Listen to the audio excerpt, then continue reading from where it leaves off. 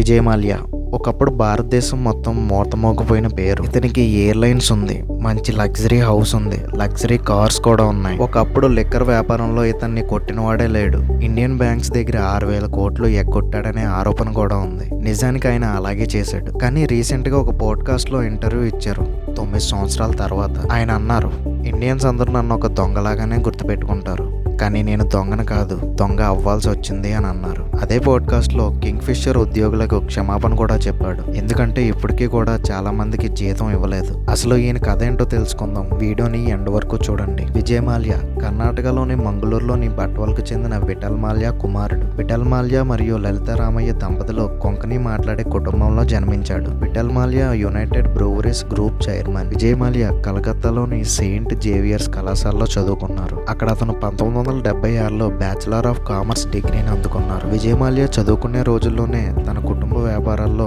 Interest చూపించేవాడు. Graduation తర్వాత ఆయన పై చదువులకు అమెరికా వెళ్ళాడు. 1986లో ఇతను ఎయిర్ ఇండియా ఎయిర్ హోస్టెస్ అయిన సమీరా త్యాబ్జీని వివాహం చేసుకున్నారు. వీరికి సిద్ధార్థ్ మాల్యా అనే ఒక కుమారుడు కూడా ఉన్నారు. ఇతను 1987లో మే 7న జన్మించాడు. ఆ తర్వాత కొద్ది కాలానికే వారు విడాకులు తీసుకున్నారు. అయితే మాల్యా గారు తన మొదటి భార్యతో తనకు గొప్ప సంబంధం ఉందని ఇంటర్వ్యూలో చెప్పారు. అయితే విడాకుల తర్వాత 1993లో రేఖ అనే ఆమెను మాల్యా గారు వివాహం చేసుకున్నారు. ఆమె రెండో భార్య అనే రేఖ గతంలో 2 సార్లు వివాహం చేసుకున్నారు. ఒక ఇద్దరు కుమార్తెలు కూడా, ఇయానా మరియు తాన్యా అనే ఇద్దరు కుమార్తెలు కూడా ఉన్నారు. విజయ్ మాల్యా గారు రేఖ కుమార్తె అయిన లీలాను దత్తతకు తీసుకున్నారు. అయితే వీళ్ళ కాపురం కూడా ఎక్కువ రోజులు నిలబడలేదు. విజయ్ మాల్యా గారు మూడోసారి కూడా వివాహం చేసుకున్నారు. ఇతను మూడోసారి కింగ్ ఫిషర్ ఎయిర్లైన్స్ మాజీ ఎయిర్ హోస్టెస్ పింకీ లాల్వానీని వివాహం చేసుకున్నారు. సాధారణంగా విలాసవంతమైన జీవిత శైలిని గడిపే వ్యక్తుల్లో విజయ్ మాల్యా గారు ఒకరు.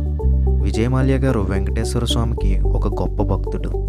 2012లో తన 57వ పుట్టినరోజున తిరుమలలోని వెంకటేశ్వర స్వామి ఆలయానికి 3 కిలోల బంగారు ఇటుకలను ఇచ్చాడు.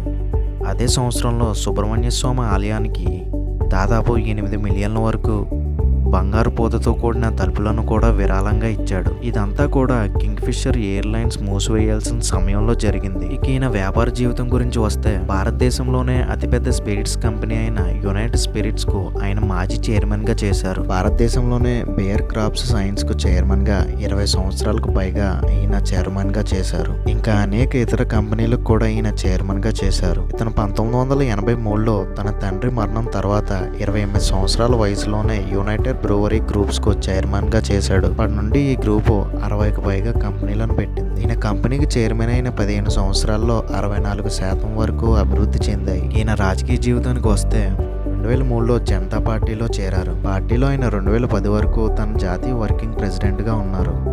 ఆయన తన సొంత రాష్ట్రం కర్ణాటక నుండి 2 సార్లు స్వతంత్ర సభ్యుడిగా రాజ్యసభకు ఎన్నికయ్యారు. ఆ తర్వాత కింగ్ ఫిషర్ ఎయిర్లైన్ దివాలా తీయడంతో రాజ్యసభ కమిటీ తను ఇకపై సభలో సభ్యుడిగా ఉండకూడదని ప్రకటించారు. మరియు ఆయన పాస్పోర్ట్ ను కూడా రద్దు చేశారు. తర్వాత తన పిల్లల దగ్గరకు వెళ్ళిపోవాలనుకుని మార్చి 2, 2016న భారతదేశం నుంచి బ్రిటన్ కు వెళ్ళిపోయాడు. దేశంలో 17 బ్యాంకుల నుండి దాదాపు $90 బిలియన్ల డాలర్లను ఎగ్గొట్టి విదేశాలకు వెళ్ళిపోయాడు. భారతదేశ బ్యాంకుల నుండి ఆయన 6,000 కోట్లు పట్టుకుపోతే 11% ఇంట్రెస్ట్ తో దాదాపు 14,000 కోట్లు వసూలు చేశామని నిర్మలా సీతారామన్ గారు చెప్పారు. ఆయన ఎన్నిసార్లు బ్రిటన్ ప్రభుత్వం నుంచి తీసుకురావాలనుకున్నా మన భారతదేశానికి కుదిరేది కాదు. ఏదో రకంగా ఆయన తప్పించుకుంటూనే ఉండేవాడు. కానీ 9 సంవత్సరాల తర్వాత ఆయన ఒక పోడ్కాస్ట్ లో ఇంటర్వ్యూ ఇచ్చారు. ఫిషర్ ఉద్యోగులను ఆయన క్షమాపణ కోరారు. తనను ఒక దొంగలా కూడా చూడొద్దని ఆయన కోరారు. ఈ పోడ్కాస్ట్ లో ఆయన ఇండియాలో జరిగే పెద్ద పెద్ద స్కామ్ల గురించి, బీజేపీ పార్టీ, కాంగ్రెస్ పార్టీ కూడా తనను ఎలా చూశారో, ఒక ఫుట్బాల్ లాగా చేసి ఎలా ఆడుకున్నారో